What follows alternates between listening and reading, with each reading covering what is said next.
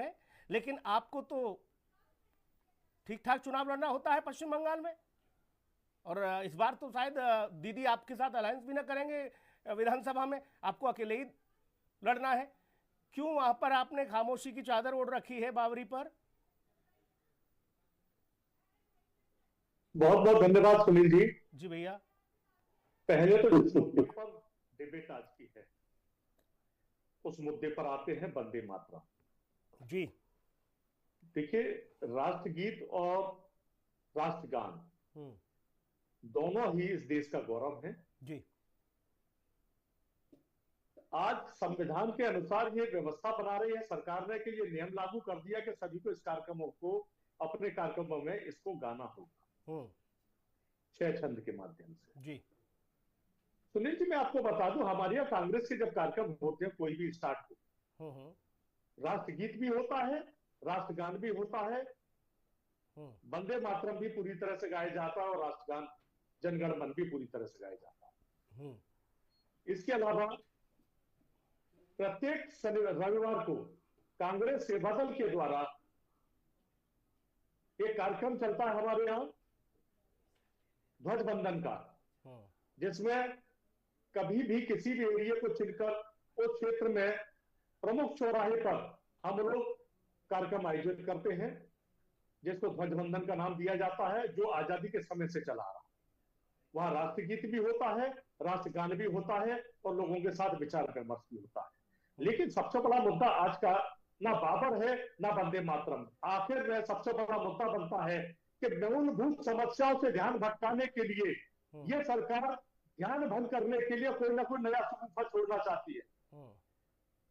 इधर मोदी जी गिरते हैं कहीं भी नया खिलौना खेलने के लिए दे देते हैं कि जाइए और मैदान में नया खिलौने से खेलिए। आखिर कौन सा तरीका है? रोजगार की बात ये सरकार क्यों नहीं करना चाहती है? नौजवानों के भविष्य की बात क्यों नहीं करना चाहती?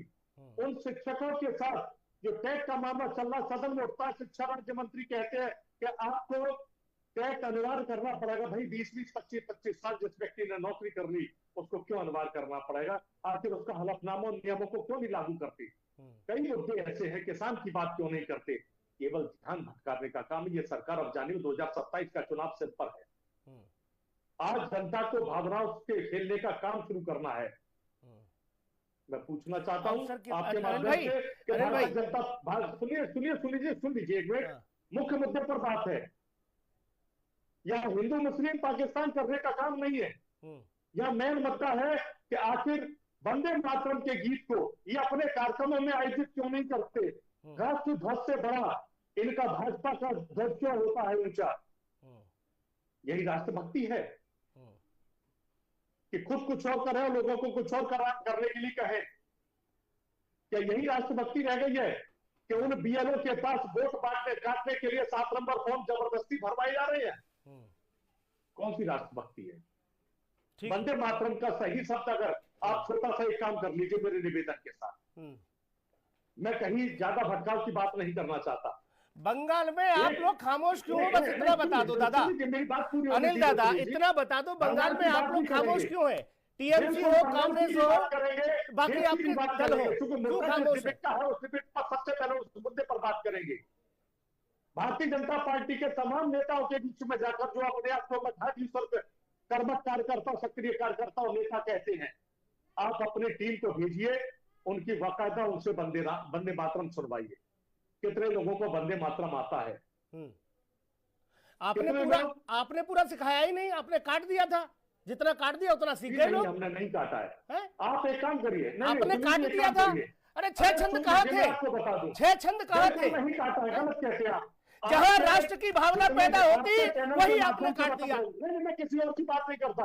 आप अपने चैनल के जितने आपके संवाददाता हैं उनसे पूछिए कि जिस दिन सेवा दल का, ये कांग्रेस सेवा दल का कार्यक्रम होता है ध्वजवंदन का, उसमें राष्ट्रगीत कितना गाया जाता है, उनके पास रिकॉर्डिंग होगी, निकलवा लीजिए। पूरा गाते हैं या अधूरा गाते हैं, आप दूध का पानी और पानी हो जाए। अनिल भाई, हम लोगों ने भी बहुत जमीन पर जाकर और हर दल के लोगों से, हर पार्टी के लोगों से हम मुखातिब होते हैं और सबसे मिलते हैं। राष्ट्रगान तो छोड़ो, राष्ट्रगीत तो छोड़ो, राष्ट्रगान में भी जुबान लड़खड़ा जाती है उनकी, है? हमसे नेता नगरियों की ये सब चीजें न कहा करो, फिर शुरू हो जाते रागल अपना बगले झांकना, बोले कोई और कहे तो लाइन आगे बढ़े।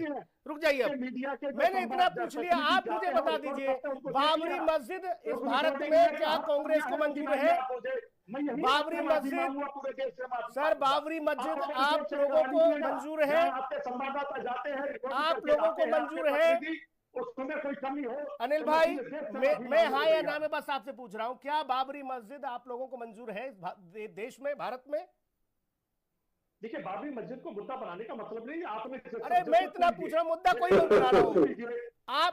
आप इतना बताइए, आप मंजूर है? नहीं, पहले ये बताइए बाबरी मस्जिद भारत में थी या नहीं? और जिस वक्त सुप्रीम कोर्ट का फैसला आया था कि इतने हिस्से में राम मंदिर बनेगा और इतनी जगह पर बाबरी मस्जिद के लिए दी गई, आखिर क्यों दी गई? क्या संविधान ने उसकी इजाजत दी थी या नहीं? उसका नाम क्या रखा जा रहा है? अयोध्या में जो जमीन दी गई है उसका नाम क्या रखा जा रहा है? बाबरी मस्जिद रखा जा रहा है। इसीलिए तो वह अभी तक 1 करोड़ का चंदा आया है, और जहां बाबरी का नाम शुरू हो गया है वहां 6-7 करोड़ बटोर लिया है हुमायूं का भी। नाम क्या रखा जा रहा है वो मुद्दा नहीं है, मुद्दा यह है क्या बाबरी मस्जिद संवैधानिक व्यवस्था में अगर सुप्रीम कोर्ट ने अलाउ की तो आखिर क्यों की? बाबरी मस्जिद बननी चाहिए नहीं बननी चाहिए, मुझे इतना बता दीजिए, फिर मैं आगे बढ़ूं। डिनाई करते हैं, अगर सुप्रीम कोर्ट ने वो जगह दी तो बाबरी मस्जिद के नाम पे दी, या तो आप सुप्रीम कोर्ट के खिलाफ है या सुप्रीम कोर्ट से सहमत। अरे भाई, सुप्रीम कोर्ट ने बाबरी मस्जिद नहीं माना उसे, सुप्रीम कोर्ट का वर्डिक्ट पढ़ लीजिए पूरा, उन्होंने विवादित ढांचा माना। गजब बात कर रहे हैं। विवादित ढांचा किसका माना? नहीं, विवादित ढांचा किसका माना? विवादित ढांचा उधर हिंदू भी क्लेम कर रहे हैं, उधर मुसलमान भी क्लेम कर रहे हैं। उन्होंने राम मंदिर बोला, उन्होंने बाबरी मस्जिद बोली, इसलिए उसे विवादित ढांचा बोला गया। अब रुक जाइए, स्वामी दिव्यानंद महाराज जी, जगह दी ना उसके लिए। स्वामी दिव्यानंद महाराज जी, भैया रुक जाओ। अनिल भाई, आप, मैं प्रणाम करता हूं आपको, रुक जाइए।